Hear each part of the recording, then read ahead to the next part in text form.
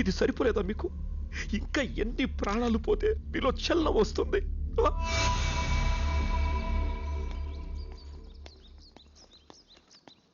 త్వరగా తినేస్తే స్కూల్కి వెళ్దాం. ఏంటి, ఓకేనా? అట్టయి చూడు. వాణ్ణి నేను రెడీ చేస్తాను కదా బోసు.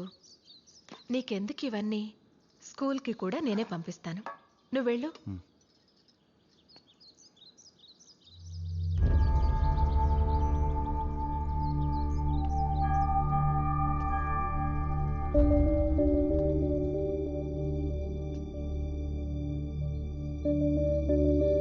ఏంటిది?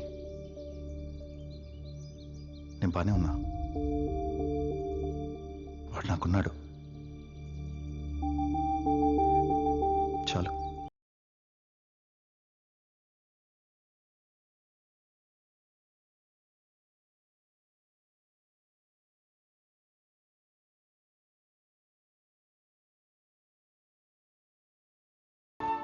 రెండు ఫుటేజ్లు. Officers, sir. Any clues? No sir.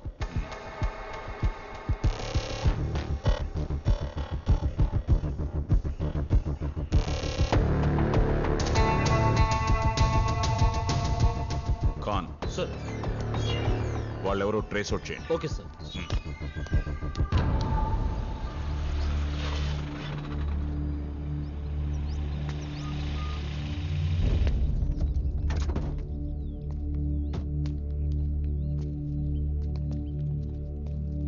ఇదిగో ట్రైన్.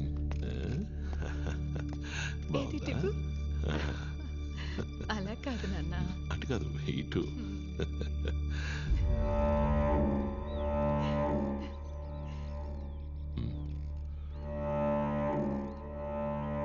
ఒకసారి బయటికి రండి.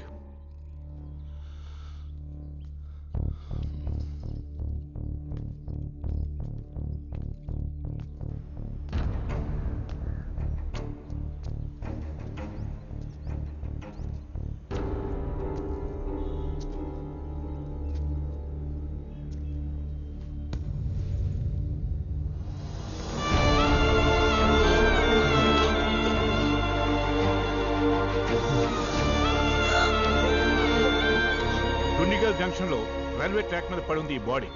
ఫస్ట్ ఇన్వెస్టిగేషన్ లో సూసైడ్ అని తేలింది.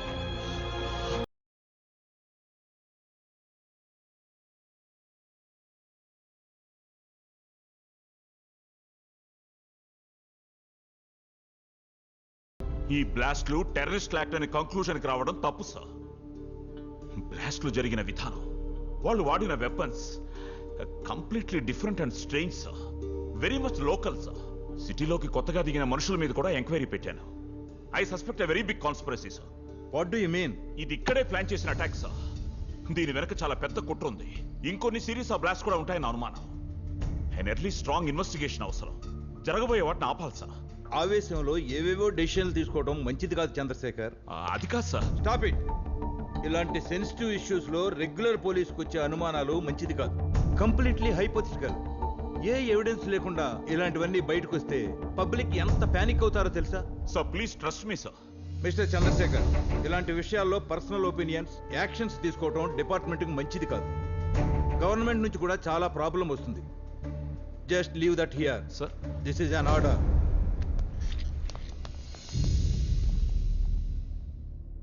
బోసు మనలో లేడంటే నమ్మబుద్ధి కావట్లేదు.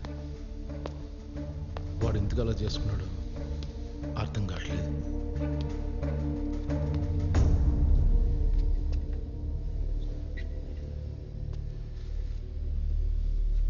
పాతికేళ్లుగా ఈ గ్యారేజ్లో ఈ పనులు మాత్రమే చేయాలని పోరాడుతూ వచ్చాను.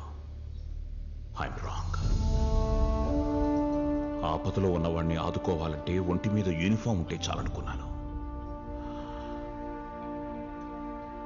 అవతలవాడి కన్నీరు చూసి తల్లడిల్లే గుండె ఉంటే చాలు. ఆవేశంలో చేస్తున్న పనుల వల్ల మీకేదైనా జరుగుతుందేమోనని భయపడుతూ ఉండేవాణ్ణి. కానీ ఆవేశమే మీ ఆయువు, ఆయుధం, ఆనందమని తెలుసుకోలేకపోయాను.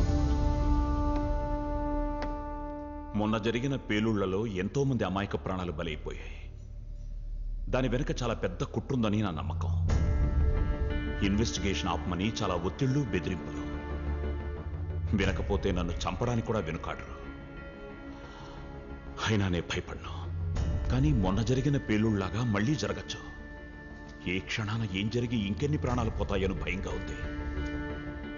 సాయం కోసం ఎంతో మంది జనతా గ్యారేజ్కి వస్తుంటారు. ఈ పోలీసోడు ఓడిపోయి సాయం కోసం జనతా గ్యారేజ్కి వచ్చాడు. జనతా గ్యారేజ్ ఓడిపోయి సాయం కోసం మీ ముందు నించుంటే తప్పు కాదు, కానీ మీరు నించుంటే మనిషి మంచి ఓడినట్టే. అవెక్కడికి పోవు.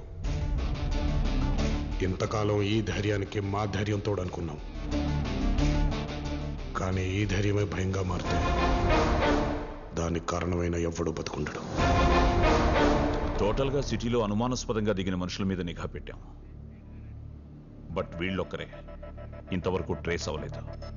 ఎక్కడున్నారో ఎక్కడికి వెళ్ళారో ఇప్పటి వరకు తెలియలేదు.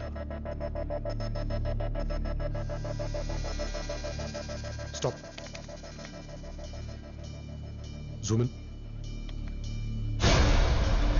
ఇంకొంచెం జూమిన్, జూమన్. ఇంతకన్నా చేయలేదు సార్. Come on, try.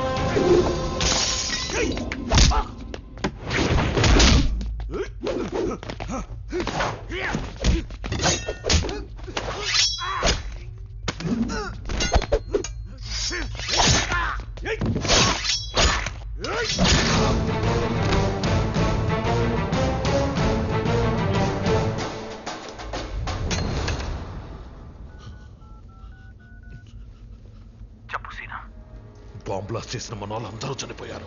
చంపింది ఆ జనతా గ్యారేజ్ వాళ్ళు. లక్కీగా మన గురించి తెలీదు, కానీ కొంచెం జాగ్రత్తగా ఉంటే మంచిది. యూపీ నుంచి వచ్చిన బ్యాచ్ ని జనతా గ్యారేజ్ వాళ్ళు చంపేశారంట.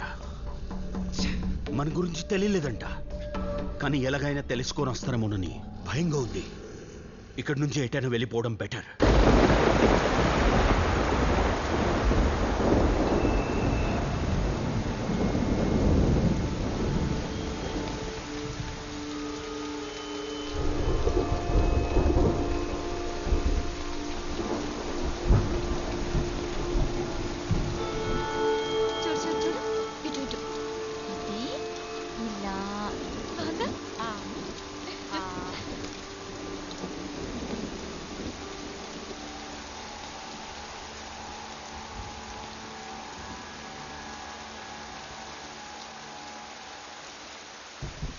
బోస్ది సూసైడ్ కాదు, చంపేశారు.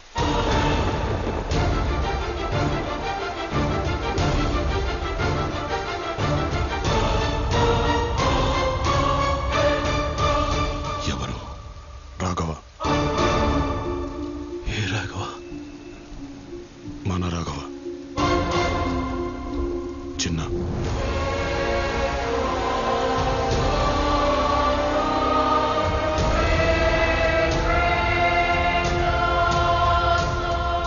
బాంబులాస్కి కారణమైన వాళ్ళు ఎవరో తెలుసుకుని అందరినీ ఫినిష్ చేశాను.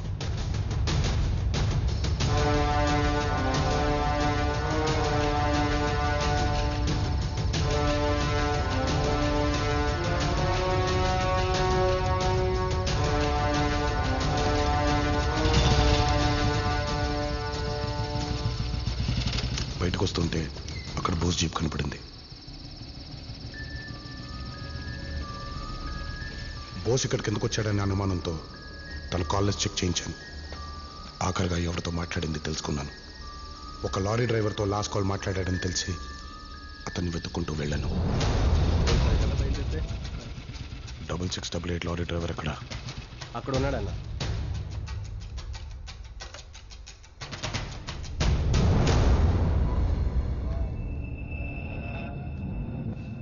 బోస్కి ఏమైంది?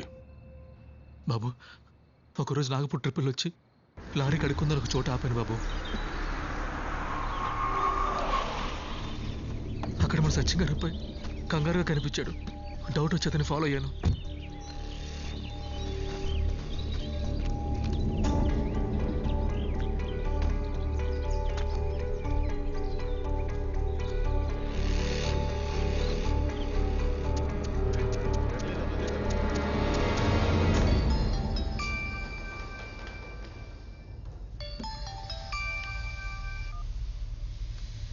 హలో వసనా, నేను 6688 లైలాండ్ సురేష్ మాట్లాడుతున్నాను. చెప్పు. అర్జెంట్గా అయితే మాట్లాడాలన్నా. ఎక్కడున్నావు? గ్యారేజ్లో ఉన్నాను. ఏంటి? నాగపూర్లో లోడ్ దింపేసి తిరిగి వస్తూ పటాన్ చెరువులో లారీ కడుక్కుందామని ఒక చోట ఆగానన్నా. ఇక్కడికి మీరు రాఘవ ఎవరితో రావడం చూసి ఇక్కడ ఏం చేస్తున్నాడని చూద్దామని ఫాలో అయ్యాను.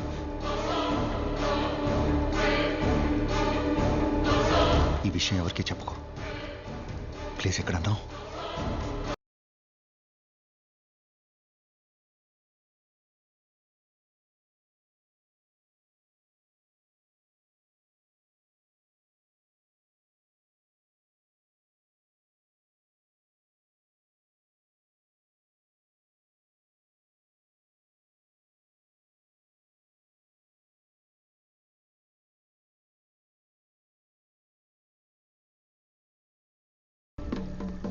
నెక్స్ట్ బ్లాస్ట్ ఇంకా స్ట్రాంగ్గా ఎఫెక్టివ్గా ఉండాలి. ఒక 10 days గ్యాప్ ఇచ్చి చేద్దాం. ఎవరా నువ్వు?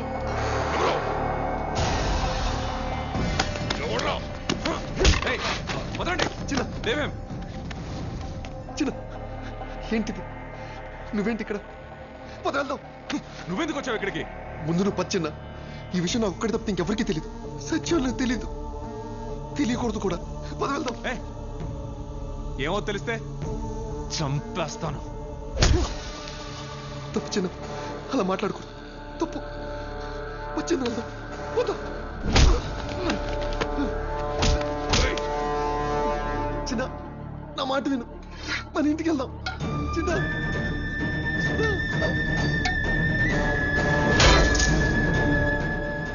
మాట చిన్న, ఇంటికి వెళ్దాం.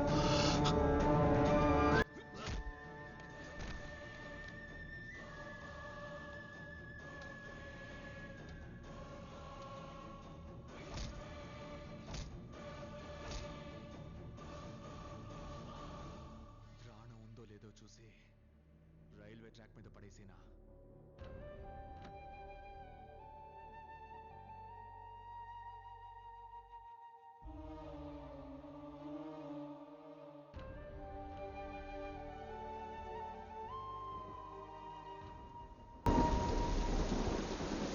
ఏం చేద్దామని?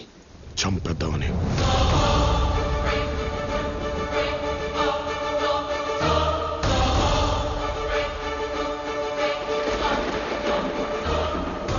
అట్నుంచి అట్టే వెళ్ళేవాడిని, కానీ మీ అందరికి ఒక మాట చెప్పి వెళ్తే మంచిదనిపించింది. ఏంటి మీరు మాట్లాడేది? కన్న కొడుకు చంపేస్తారా?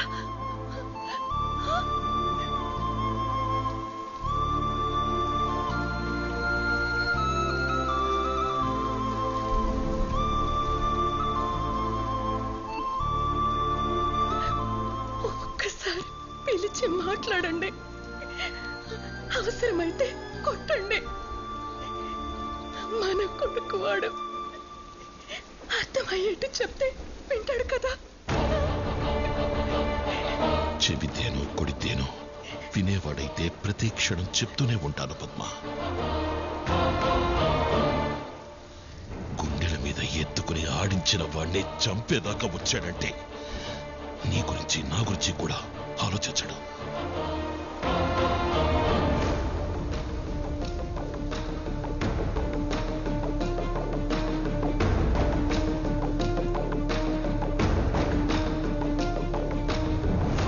ఒక్కగానొక్క కొడుకురా, వాణ్ణి కూడా పోగొట్టుకోమంటావా?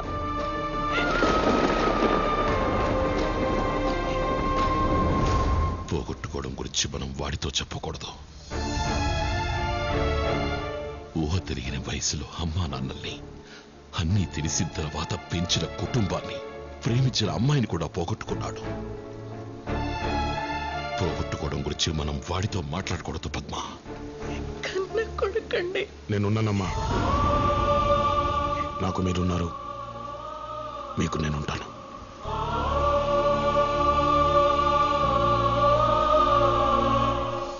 మాతో పాటే పెరిగాడు. అందరం కలిసి ఒకసారి మాట్లాడితే. బాగా పొద్దుపోయింది, కరెంటు కూడా వచ్చేలా లేదు.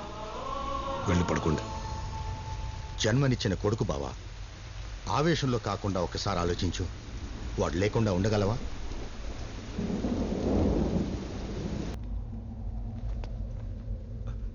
ఒకసారి కూర్చుని మాట్లాడుకుందాం. మనమంతా ఒక ఫ్యామిలీ. ఏదైనా ఉంటే మాట్లాడుకుందాం ఆనంద్. మనకి సంబంధం లేని జనం చచ్చిపోయారు. మీ దగ్గర పనిచేసే ఆఫ్టర్ ఆల్ ఒక మెకానిక్ చచ్చిపోయాడు. ఇంకెవరన్నా చావలా?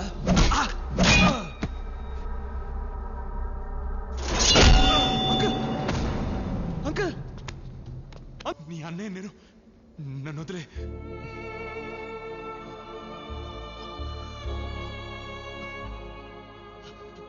నన్ను వదిలేండి.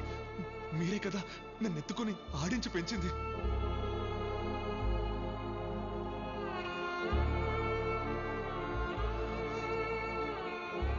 మీ కొడుకు లాంటి వదిలేయండి.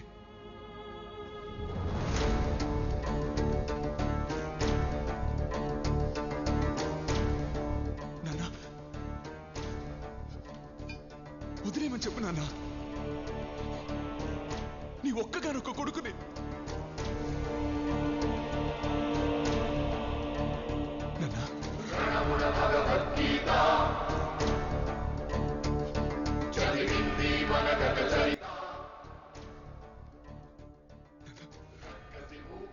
క్షమించు నాన్న, ప్లీజ్ నాన్న, వదిలే నాన్న.